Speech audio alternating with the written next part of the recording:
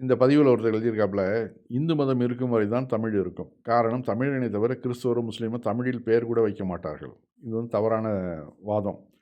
இஸ்லாத்தில வந்து தமிழ்ல பேர் வைக்கக்கூடாதுன்னு எங்கேயுமே சொல்லப்படல. தாராளமா வைக்கலாம். அன்பழகன், அறிவழகன், அ மலர்க்கொடி இது மாரி அழகான பெயர்கள வைக்கலாம். தமிழ் பெயர்கள. அதுக்கு இஸ்லாம் தடை சொல்லல. ஆனா, இஸ்லாத்தில வந்து பெரிய பிரச்சனை இருந்தாக்கா, அவங்க வந்து அடுத்தாப்புல என்ன ஜாதின்னு கேட்பாங்க. இப்ப ஹிந்துவா இருந்தாக்க. அத பத்தி நான் ஏற்கனவே ஒரு பதிவு எழுதியிருந்தேன். அத படிக்கிறேன் பாருங்க. முஸ்லிம்கள் அரபியில் மட்டுமே தங்கள் பெயர்களை வைக்கிறார்களே ஏன்?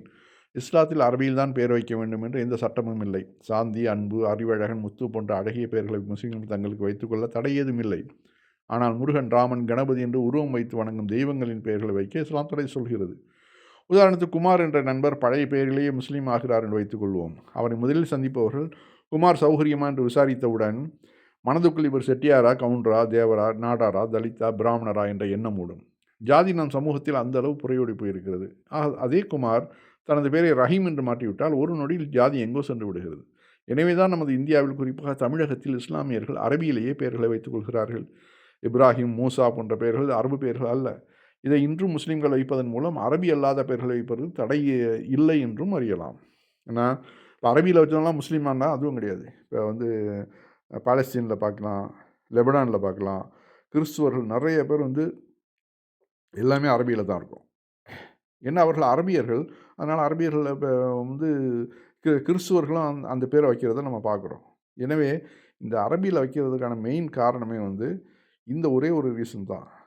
நம்ம அதாவது நம்ம இந்தியாவில் மட்டும்தான் அந்த மாதிரி அரபியில் வைக்கிறாங்க அதிகமாக. மற்ற நாடுகள்லாம் இப்போ ரஷ்யாவில், சைனாவிலாம் போய் பார்த்தீங்கன்னாக்க எல்லாமே வந்து அந்தந்த மொழியில் தான் இருக்கும் பெயர்கள். இது நல்லா நான் புரிஞ்சுக்கங்க முதல்ல. அடுத்து குர்ஆன்ல ஒரு வசனத்தை பாருங்க. வானங்களையும் பூமியையும் படைத்திருப்பதும் உங்களது மொழிகளும் நிறங்களும் வேறுபட்டிருப்பதும் அவனது அத்தாட்சிகள் உள்ளது. அறிவுடையோருக்கு இதில் பல சான்றுகள் உள்ளன. குர்ஆன் 30:22. மேற்கண்ட வசனத்தின் மூலம் மொழிகள் வேறுபட்டிருப்பதையும், மனிதனின் நிறங்கள் வேறுபட்டிருப்பதையும் தன்னுடைய அத்தாட்சிகள் ஒன்றாக இறைவன் கூறுகிறான். இதன் மூலம் நிறங்களை வைத்து மனிதர்களை ஏற்றத்தாழ்வை கற்பிப்பதும், மொழிகளை வைத்து ஏற்றத்தாழ்வு கற்பிப்பதும் கூடாது என்பது விளங்குகிறது. குர்ஆன் அரபி மொழியில் இருக்கிறது. எனவே அது தேவ பாஷை என்ற அந்தஸ்தை பெறுமா? கண்டிப்பாக இல்லை. முகமது நபி அரபுகள் மத்தியில் தோன்றுகிறார். அவருக்கு தெரிந்த ஒரே மொழி அரபு மட்டுமே. எனவே குர்ஆன் அரபு மொழியில் இறங்கியது.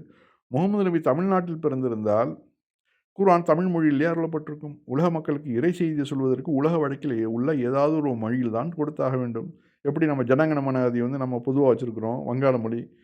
அதை வந்து புனித மொழிங்கிறதுனால என்ன வச்சுருக்கிறோம் கிடையாது. அது அந்த வகையில் நம்ம புரிஞ்சுக்கிட்டோம்னாக்கவே நமக்கு இது வந்து ஈஸியாக விளங்கும்.